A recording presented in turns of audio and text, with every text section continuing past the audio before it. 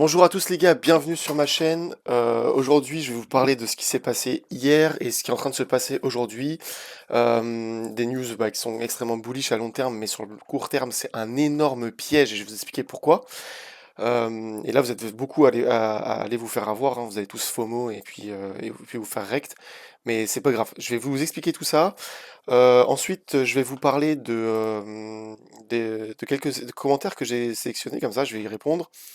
On va voir beaucoup de choses aussi au niveau des liquidations, et voilà. En tout cas, je vous remercie aussi beaucoup pour vos commentaires sur ma dernière vidéo et franchement c'est vraiment cool. Sachez que je les lis tous et j'y réponds tous dans la mesure du possible. Allez, on commence tout de suite. Donc, alors le BTC hier, oh, c'était une dinguerie quand même. J'étais en train de faire du drone. C'était un truc de ouf. J'étais en train de faire du drone parce qu'il faisait vachement beau et tout. Et j'étais en train de dire justement que j'allais swapper.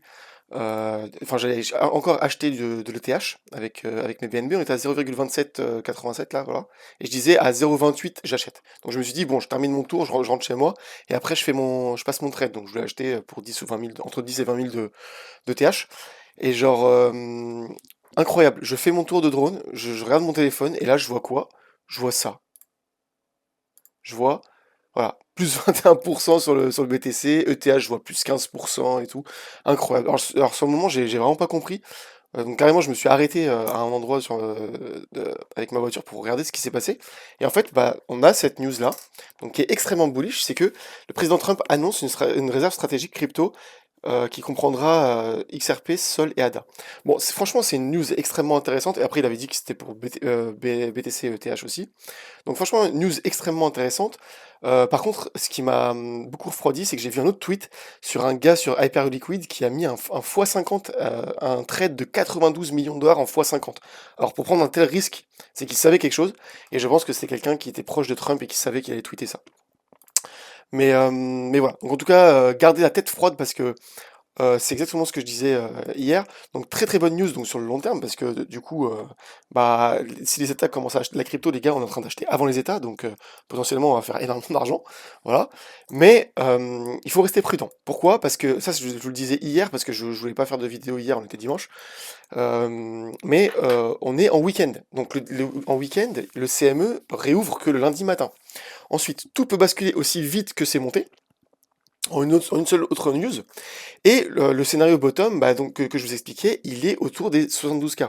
Donc, c'est pas pour s'enfermer dans un scénario, mais faut surveiller, faut rester froid, faut garder la tête froide, et on va regarder ce qui s'est passé au niveau de la charte ensemble.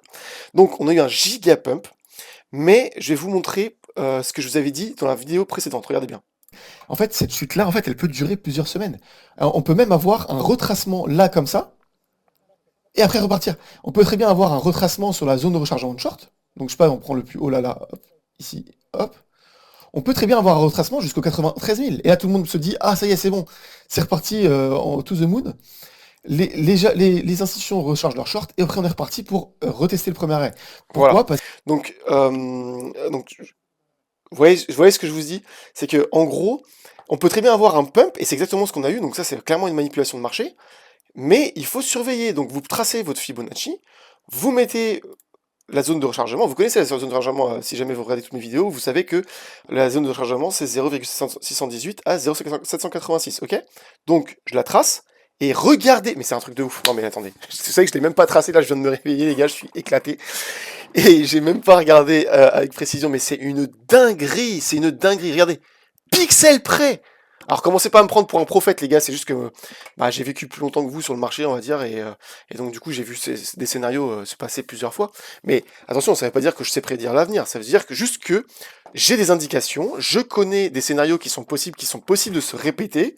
Donc en fait, c'est ce qu'on appelle des patterns. C'est-à-dire que dès que vous avez un truc qui fait ça, puis ça, puis ça, puis ça, et 90% de chances que la prochaine figure qui se passe, c'est ça. Voilà. Pourquoi? Parce que ça s'appelle une pattern. Une pattern, c'est quelque chose qui se répète indéfiniment et qui se de la même manière. C'est exact. Mais attends, mais c'est un truc de fou. C'est un truc de fou. Je suis en train d'halluciner. Attendez, on va regarder sur les TH après. Mais voilà, on a rebondi, on est remonté, et donc là, on a la zone de rechargement. Alors, deux choses à surveiller. Le 0,786, donc 95 000 tout rond, et 0,618 à 91 000.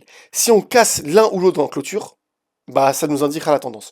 En gros, si jamais on casse là à la hausse, on rebondit et on repart, là on a changé officiellement de tendance à moyen terme, ok? Par contre, si on casse les 91, et ben là c'est reparti pour la target que je vous avais dit, donc malheureusement ce sera un rechargement de short. Là tout le monde recharge ses shorts, et on est reparti pour la target qui est le premier arrêt. En plus, le gap CME n'a pas été comblé ici, et surtout, bah, qu'est-ce que ça a créé? Regardez, le gap CME, là, il a toujours pas été fini d'être comblé, mais surtout, on a eu le gap CME le plus gros de l'histoire du Bitcoin. Regardez. Attendez, hop. Donc là, le CME, il a clôturé ici, il a ouvert ici. On a 10 000 dollars de gap CME. C'est le plus gros gap CME qui ait jamais existé de l'histoire du Bitcoin, en fait. C'est une dinguerie, on peut regarder ailleurs, hein. Regardez, c'est entre 60 000 et 61 000. Là, il y a le gap là. Et regardez, hein, tous les gaps ont été comblés à un moment ou à un autre, hein. Là aussi, pareil, ça a été comblé. Là, ça a été comblé. Là, le gap là, ça a été comblé. Ah, c'est incroyable. Même là, regardez.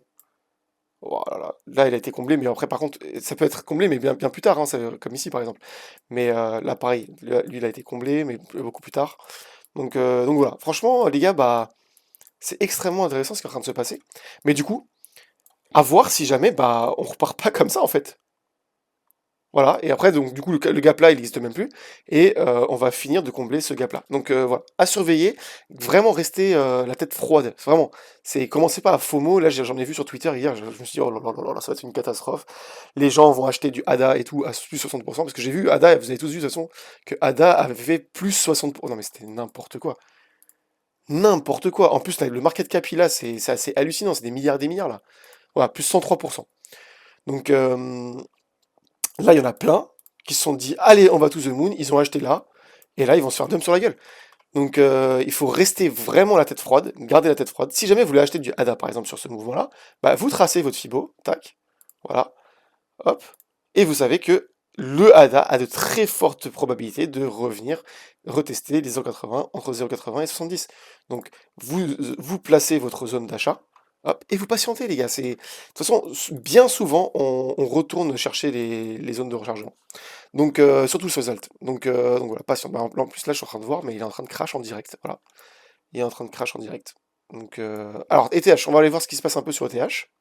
Donc, même topo, hein, là, on a traversé la zone de Fibo. Je vous avais dit que la zone de rechargement était là. Et on va regarder maintenant à court terme. Tac. Donc, le Fibo, on prend le plus bas, le plus haut, enfin, le plus haut récent, le plus bas. Tac. Et ah bah on a rebondi exactement. Oh, en fait, il est carrément plus bear que que le BTC en fait. Oh là là, ok. Donc en fait, on a rebondi sur la zone de rechargement et les gens ont directement rechargé et en train de repartir et là on est en train de crash en live quoi. C'est un truc de ouf. Ok. Bon bah, en fait, je pense que c'est dommage parce que je voulais vous dire attention, c'est un piège et tout. Et en fait, le piège est en train de se dérouler pendant la vidéo. Bon bah voilà. Donc vous voyez plus moins 8%. Donc en fait, ce que je disais hier dans mon tweet, c'est qu'on peut recracher aussi vite qu'on a pump, hein. Croyez pas, le CME, on partira pas sans le CME. Il faut pas se faire d'illusions là-dessus. Au niveau des liquidations, bah regardez. Donc les liquidations, elles sont toujours là, elles sont toujours fraîches, elles ont toujours pas été entamées. Donc en fait, si jamais on était redescendu à 70 000 et là on aurait fait le pump de Trump, je me serais dit bon, ok. Par exemple, si jamais sur BTC on avait fait ça, le BTC, ouais, c'est ça le BTC. Donc si on avait fait ça, et donc là la news de Trump aurait été ici, je vous avais dit mais les gars c'est ultra bullish. Mais là on a toujours le CME gap, on a toujours les liquidations. Donc les liquidations, vous voyez, même sur ETH, hein, elles sont encore là. Il y a aucune illusion à se faire les gars. Donc on a pump, mais en fait on a liquidé que dalle. Si jamais on était allé chercher ces liquidations là, bon voilà, pourquoi pas, bah, ces longues là on on les aurait laissés pour le bear market. Mais là on n'y a même pas touché. Donc pour moi les gars c'était un piège. C'était un piège. Et j'espère que aucun d'entre vous n'a FOMO et a balancé toutes ces liquidités. Je vous ai dit de garder de la liquidité. Bah, j'espère que vous n'avez pas cramé vos liquidités hier. Voilà. Qu'est-ce qu'on a d'autre? Donc ça on l'a vu. Attendez, je regarde un peu sur mes tweets. Donc en tout cas, c'est vachement intéressant tout ce qui se passe parce que sur le long terme, les gars, ça veut dire que l'État des États-Unis va réussir, enfin, chercher à combler sa dette grâce aux cryptos. Et donc du coup, c'est des milliards et des milliards de dollars qui vont se combler. Attendez, regardez XRP USDT. Donc XRP, bah ouais, pareil, hein. Pareil, pareil, regardez, il a pump jusqu'à 3 $, et là, on a déjà repris, enfin, perdu 15%. Donc, en fait, faut vraiment rester la tête froide sur le marché, c'est un truc de ouf. Faut vraiment pas. Après, moi, c'est juste là, je suis dégoûté sur mon trade ici, parce que c'est vrai que si jamais j'avais fait mon trade avant d'aller voler en drone et tout, et que. Putain, c'est chiant ça, cette interface. Hop. Donc si jamais j'avais acheté ici, par exemple, en plus on était exactement quasiment au 28, hein. Donc j'aurais acheté et après j'aurais attendu et après mon drone, j'aurais vendu, enfin j'aurais racheté mes BNB ici. Bah regardez, j'aurais gagné combien en ETH?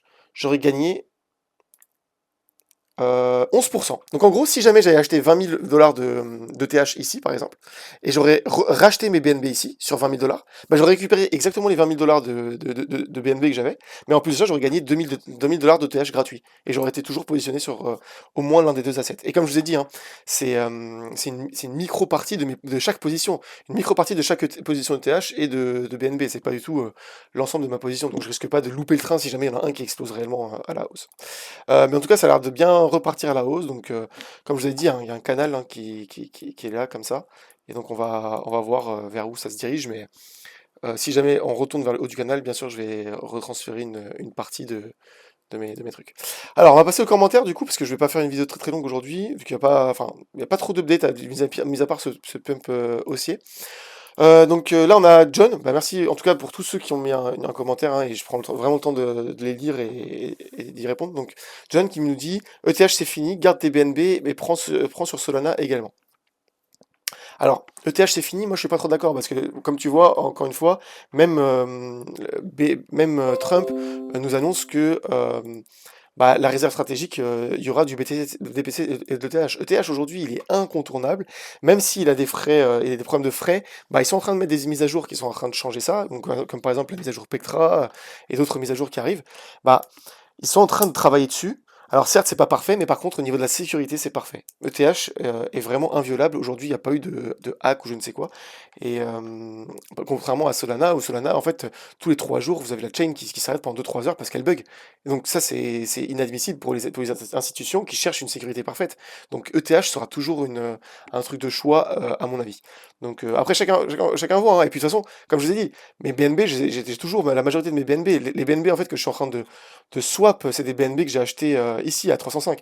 Mais la plupart de mes BNB, moi, je les ai achetés ici, je vous rappelle, hein, 27 $. C'était ici, au début avant le début du bull run de 2020. Ensuite, qu'est-ce qu'on a d'autre? On a Jeanne qui nous dit arrête de regarder. Ah oui, bah ça m'a fait rire ça m'a fait un peu rire ce tweet parce que. Enfin, ce commentaire parce que j'ai pas trop compris. Arrêtez de regarder tous ces influenceurs crypto, ils sont comme vous, comme nous, ils ne savent. Alors, ils sont comme nous, genre, je sais pas, comme si on était une autre race de personnes, je sais pas. Mais ne savent pas que le marché, ce qu'il va faire. Alors évidemment, personne ne prétend qu'on sait ce que le marché va faire, les gars. Et comme je vous ai dit, on établit des scénarios et on étudie les probabilités et on fait en fonction de nos probabilités. Si jamais là le marché il fait ça, je suis gagnant. Si jamais le marché il fait ça, je suis gagnant. C'est ça l'idée en fait d'un trader, c'est que on cherche pas à être des marabouts à essayer de prédire le marché et prédire l'avenir. On n'est pas des voyants. Mais par contre, on prévoit les scénarios et surtout on reste gagnant. Donc par exemple, si jamais le BTC fait ça, moi j'ai ma liquidité pour placer mes longs, pour acheter du spot. Mais par contre, si jamais il fait ça, bah, j'ai déjà des positions qui me permettront de gagner de toute façon. C'est ça en fait d'être un trader, c'est juste prévoir les probabilités et gagner dessus. Ils veulent seulement vous vendre des formations bidons. Mais mon ref, j'ai aucune formation, frérot. J'ai aucune formation, j'ai rien à vous vendre. Ma chaîne, elle est même pas monétisée, je gagne même pas d'argent sur les pubs ou quoi que ce soit. De toute façon, j'ai 250 abonnés. Genre, frérot, je suis juste en train de vous partager mon aventure crypto, c'est tout. C'est juste que j'ai commencé en 2020, comme je vous avais montré, et j'ai fait plusieurs centaines de milliers de pourcents sur certains alts et tout. Et j'ai eu bah, beaucoup de chance, mais j'ai aussi beaucoup fait d'erreurs.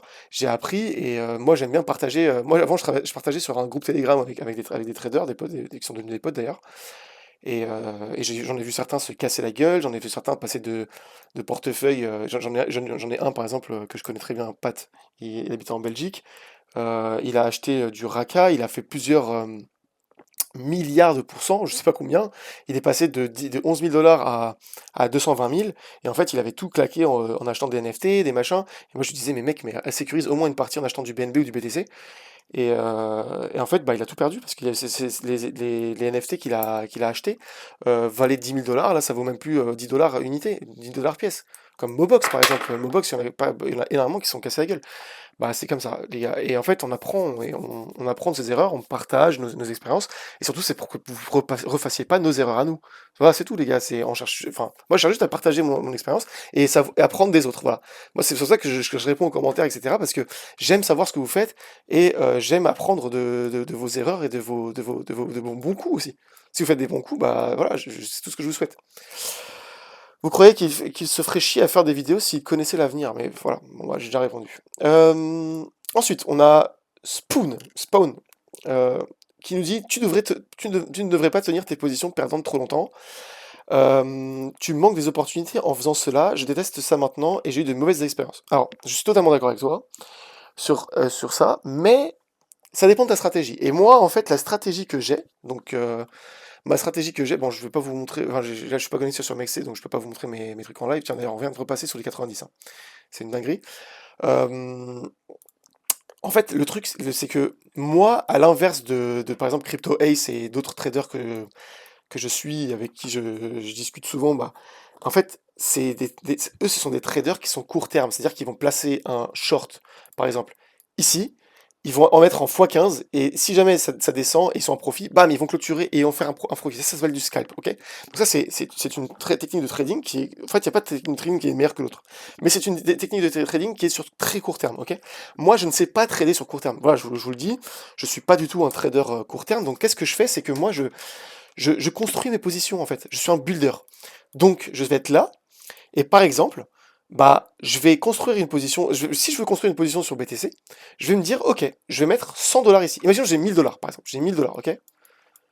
Et ben je vais mettre 100 ici, puis 100 ici, puis 100 là, puis 100 là, puis 100 là, puis 100 là, et puis 100 là, etc. Ok? Et plus ça descend, et plus. Bon, en réalité, je commence pas. En fait, je fais pas exactement 100, 100, 100, 100. Je vais faire 30 dollars, 50 dollars. 60, 70 dollars, 80. Et en fait, à chaque fois qu'on descend, je réaugmente un peu plus ma position, ce qui me fait que ça va me lisser mon prix d'achat à la baisse.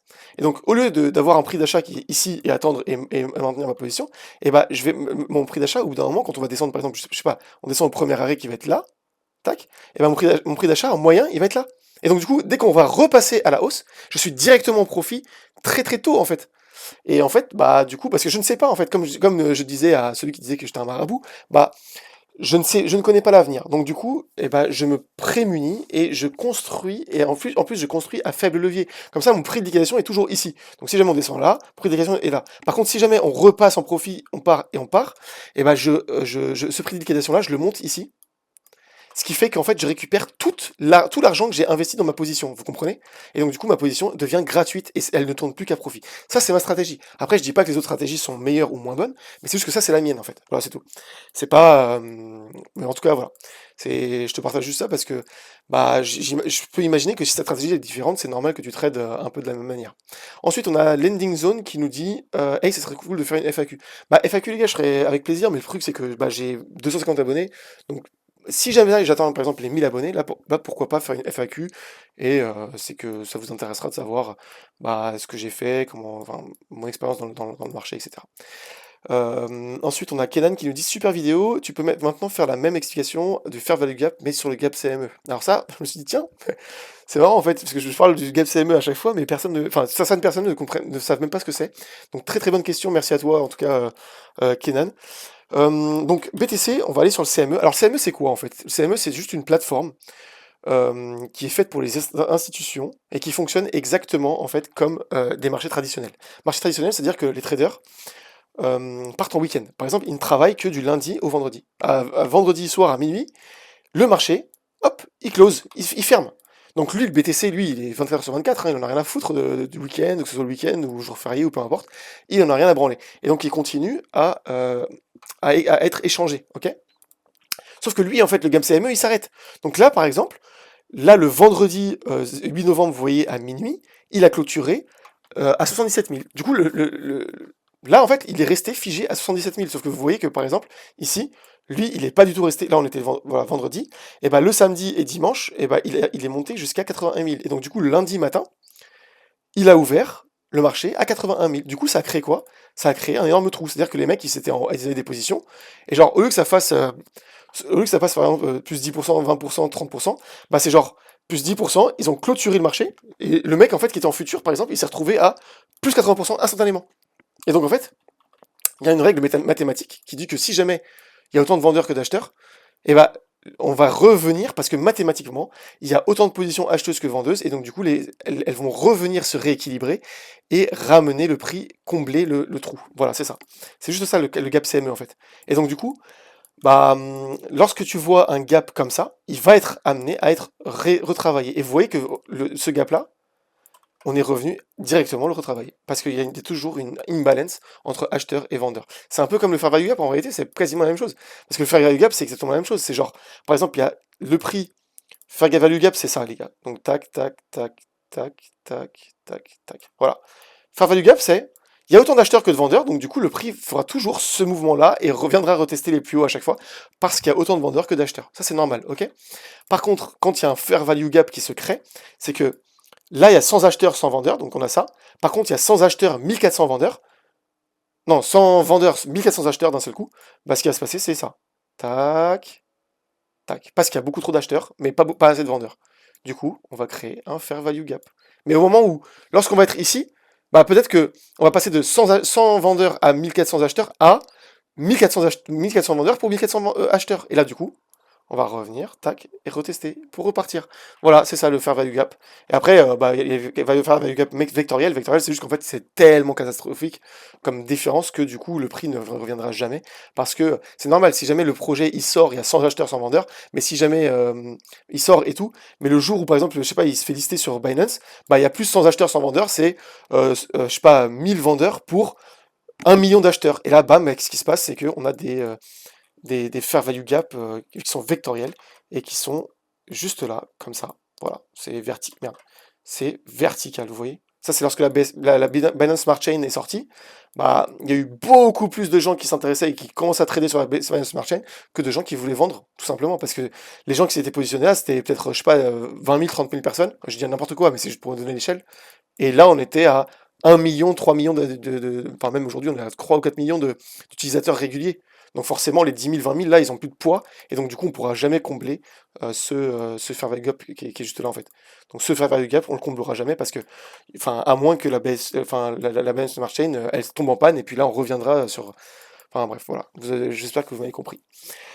Putain, je voulais faire court, ça fait déjà 22 minutes. Bon bah, désolé les gars, voilà, c'est super long, mais il y a tellement de choses à dire. En tout cas, je vous remercie tous en tout cas pour vos commentaires.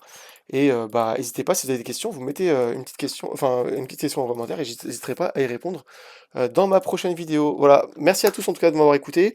Je vous dis très bonne soirée ou journée, ou je ne sais pas. Moi, je vais à la salle là, donc pour moi, ce sera bonne séance. Et à plus tard les gars. Ciao, ciao.